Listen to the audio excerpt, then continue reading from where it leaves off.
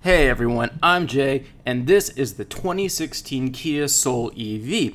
Now, today I am going to do a full unboxing of this fully electric vehicle. I'm going to talk about how it compares to the regular gasoline engine powered Kia Soul, other EVs on the market, how much does it cost, and basically, is the Kia Soul EV worth paying money for as opposed to the already excellent Kia Soul gas powered vehicles. Now, I have to say, I am a huge fan of the Kia Soul. I already did an unboxing video of the Exclaim model, which is the top of the line version. It has a 2.0 gasoline engine. It shocked me how good of a car that was in terms of its quality, its interior space, and its overall daily usability. Now, when it came to time for Kia to develop an EV, instead of starting from scratch and building its own separate model, basically what Kia decided to do was to take the Soul's platform and essentially the Soul itself and swap out the gasoline engine and put in an electric motor. Now, this is actually very different than what Tesla does. They build their own unique cars, and those are EVs themselves. But as we've also seen with my previous unboxing video of the Fiat 500e, that car is also based off of the regular Fiat 500, again with the gasoline engine taken out and an electrical motor put in its place.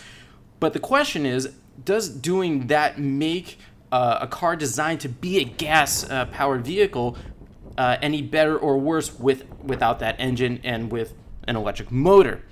Now, I had to say about the Fiat 500e, I was not the biggest fan of it. It was a heavy car, it was a small car, did not have a lot of space, it was very slow to accelerate because the EV's batteries are just, they weigh a lot. Now, Kia has done a lot of things right here with the Soul EV. It was first launched only last year in 2015, but it was only sold in California. Now, this year in 2016, Kia is starting to roll it out to additional states. So I believe only 5 states, including California, have the Soul EV at the moment. The reason being is that not every state has the infrastructure for owners to charge their vehicles. Now, that is coming over the next several years, but in the meantime, it's just going to take additional infrastructure investment. But as I was saying, what does the Kia Soul EV do so well? For starters, it has a 27 kilowatt hour lithium ion polymer battery engine. It has a total of 109 horsepower and a surprising 210 pound-feet of torque. Now, you're only going to get to 60 miles per hour from a dead stop in 12 seconds. So it's not very good acceleration, but that torque is surprisingly good. I was really impressed that Kia was able to manage that in a vehicle of this size and weight. Now, looking here, it may at first look like a standard gasoline engine, but it's definitely not. In order to power it, obviously you can't go to your regular gasoline or gas station. You're going to need to charge it. The Soul EV, it has 2 charge ports. They either accept 120 volt current, which is the standard household current, but that's going to take a full 24 hours to recharge. There's also a 240 volt current for a 5-hour charge, but then again, there's also a 480 watt current that provides an 80% charge in only 33 minutes. Now, you're not going to find that type of charging port just about anywhere. The Kia dealerships in California, they are going to offer that to Soul EV customers, but again, that is one of the reasons why the Soul EV is not sold in all 50 states yet. It's just because it's a convenience issue of not being able to charge it very quickly. And even 33 minutes is going to take some time. Now, looking inside here, again, what I love so much about the gasoline engined Soul EV, the regular Kia Soul, is that its interior quality was just absolutely spectacular for a car that starts at only around $16,000. I remember a few years ago, Kias were, they're very bargain cars, and they were nothing spectacular. They were decently put well together, but they just weren't fancy. But this is a different generation of Kias. Everything is much, much better. I was equally impressed with the Kia Soul EV's interior quality as the regular Kia Soul.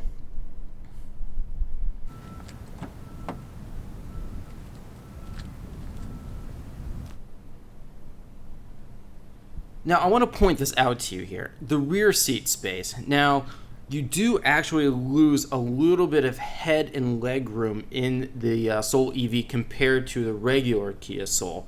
The reason being is because this car's battery is located under the floor here. Obviously, you can't see it. The reason why the battery is located there is because it's very heavy, and by locating it in the center of the car, it makes the vehicle's center of gravity lower, meaning you're less likely to tip. It's just a much better balanced car. But as a result of that, you're going to lose a little bit of leg and headroom as well. But Kia engineers have done a really nice job of making sure that it wasn't sacrificed all that much. It could have been a lot worse, but I didn't notice a terrible difference. I actually had to look at the specs of the regular Soul compared to the Soul EV to really see the difference. Now, Kia describes its interior as like a gray two-tone, and I like it. It's pretty generic. It's it's okay. I think there are other color choices available that I would prefer, just to liven it up a little bit. Now, this Kia Soul EV is a top-of-the-line model. It comes with something called the Sun and Fun package. I'll get to some of its best parts in just a few minutes, but as you can see, it includes leather seats, an energy usage monitor, push-button start, Bluetooth. Even the air conditioning is electrically powered, obviously. And I'm about average looking at the rear seat here. There's enough leg room. It's fine.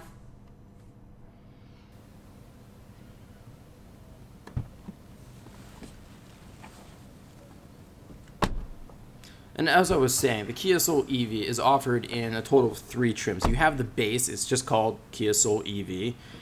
Then you also have one called the EVE, which is for California only, and then this one, the EV Plus.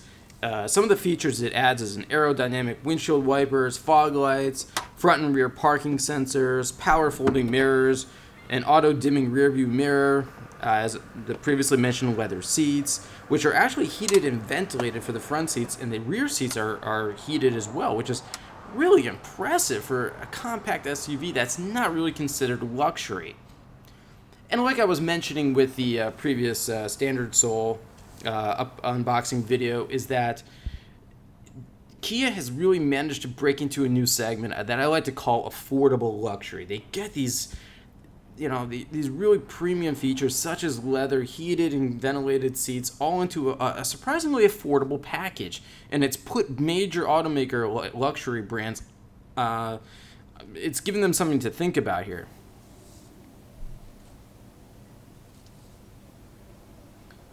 Now, this interior, I think it's really great.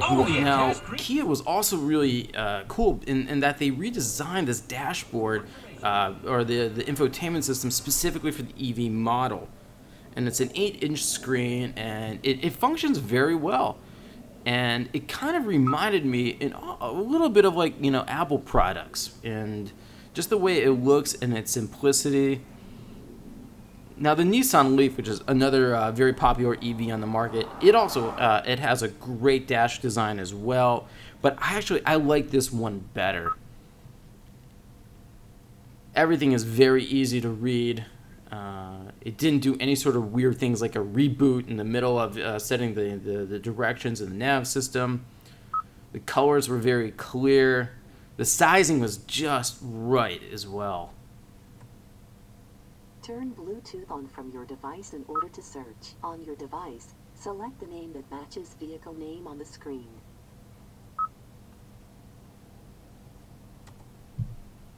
Now, another thing I want to tell you about this vehicle is that it has something called regenerative braking. It's a very complex system that actually was started in Formula One racing. A lot of tech is developed there, and it trickles its way down to other vehicles like this. Regenerative braking. In short, it's an energy recovery mechanism which slows a vehicle by converting its kinetic energy into a form and stored for later or immediate usage, meaning it takes all that energy and stores it. Now, in the case of the Soul EV, it can be used to make the car drive even longer than its standard driving range, which is really, really good. And speaking of driving range, this Soul EV has a total of 93 miles on a single charge. That might not sound like a whole lot, but let's talk about the competition here. The Ford Focus EV also is not quite as good. It has 76 miles of range. The Fiat 500e has 84 miles of range. So the Soul EV, 93 miles of range. That's actually very, very good. I would recommend the Soul EV over the Focus EV. Let's leave the Fiat 500e out of this for a moment because it's a small little coupe. But the Focus EV, it doesn't have as much space inside. I like the taller ride height of the Soul EV. In general, that's what a crossover is. I think it's just a better overall package. It's more refined. And another thing Kia did that I really like is that the gear lever here. Unlike in the Fiat 500e, it was just a few buttons that you pushed. But here you actually select the gears like you would in a regular gasoline engine car. And that's really good. I think that helps people who are maybe buying their first EV make a good transition to the EV market as well.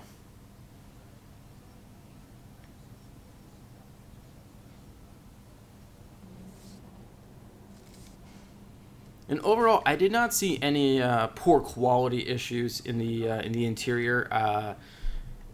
And that's something we've come to expect from Kia lately. They build very, very high quality cars, and you just get a lot for your money. But like I said, I'm going to get to pricing in a couple more minutes here because that's a topic of conversation for EVs in general today. On your device, select the name that matches vehicle name on the screen.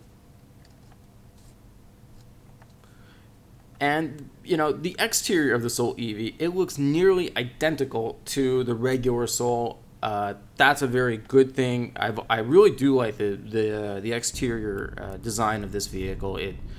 It's overall, it's more mature than its predecessor, the first generation Soul. It's a little more adult-like. It's still youthful, but its lines are just a little bit more matured. The only difference that you can see with the Soul EV compared to the regular Soul is that the front end, it doesn't have an open grille. It doesn't need it because there is no gasoline engine, and a gasoline engine needs air to breathe. This is an electric motor. It does not need air. It is zero emissions, and because of that, it's also silent, and there is like a sound that the vehicle makes so that pedestrians are warned that it's coming.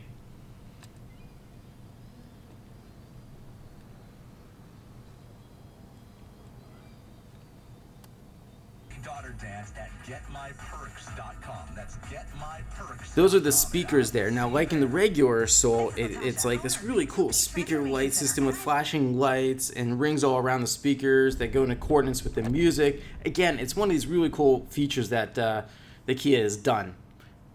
And actually, what you just saw opening in the front grille is one of the plugins for the chargers.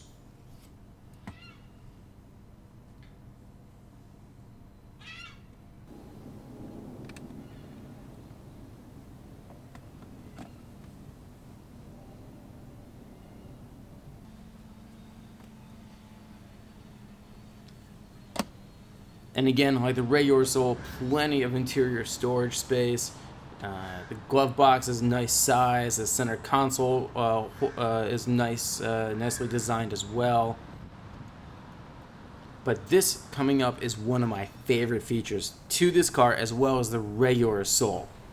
And it's that panoramic sunroof, which not even an $85,000 Toyota Land Cruiser offers. It just offers a basic standard moonroof, and it's boring. Here in this vehicle, as in the regular Kia Soul, panoramic sunroof. It's a part of the Sun and Fun package. It's a $1,100 package. It also has LED overhead lighting, speaker lights, and the cover actually that you see closing right there. It's made out of recycled cloth. Again, it's kind of trying to push the Soul EV's eco credentials a bit, which is fine. Recycled cloth cover, fine. Go ahead. It's not a make or break deal for me personally. Now let's talk pricing. A basic Kia Soul with a gasoline engine starts at almost $17,000, $16,750 to be exact. A Kia Soul EV, it starts at $31,950. The one you're looking at here, the EV Plus, comes to a grand total of just over $38,000. Yes, I think that is a lot of money. For an example, you can buy a V8 powered Ford Mustang with that money. Totally different car, but you kind of see my point here. EVs are expensive. Yes, you save money in the long run on gasoline, which is great, but you have to put up a lot more money at first. Now, yes, there are some U.S. government tax refunds for that, but again, it doesn't work for everybody. And like the regular Soul, you're going to get plenty of safety features, ABS brakes, airbags, stability and traction control, the works. 5-star crash test rating from the U.S. government as well. All right, everybody, that's it for me today. I'm out of time. If you have any more questions, please leave them for me in the comments, and I promise to answer them. Be sure to check out my next video and subscribe to the CarBuzz YouTube channel. You can also see the full review of 2016 Kia Soul EV on carbuzz.com. We'll see you all next time, everybody. Thanks for watching.